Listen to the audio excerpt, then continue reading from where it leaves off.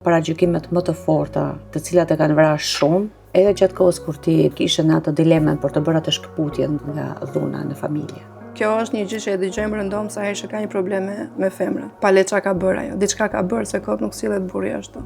Unë mendoj që burrëria nuk matet me forcë, mendoj unë. Edhe jam e sigurt për veten time të paktën, për një pjesë e mirë e shoqërisë së femrave, janë të afta të komunikojnë. Ne kuptojmë. Nuk ka nevojë që të më tregosh grushtat.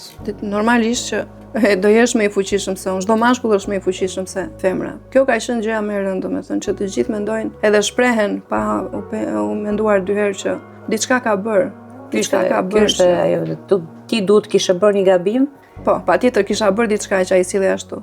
Ishte faim, domethënë që nuk e mendonin që ky njeriu në një moment të caktuar unë vazhdova që t'i rija krah, se ishte babai i fëmijëve dhe nuk doja që fëmijët e mi ta shihnin të degraduar, sepse degradoi në fund. U mundova me të gjitha forcat jashtë vetes, normale që kjo ishte jashtë çdo fuqie të mundshme time. Dhe në fund mjekët e vendosën, njerëz të tjerë që janë kompetent për këto punë, specialistët e vendosën që ky njeriu ka nevojë për të tjera ndihma, nuk është se po i bie bota mbi kokë. Atëherë po.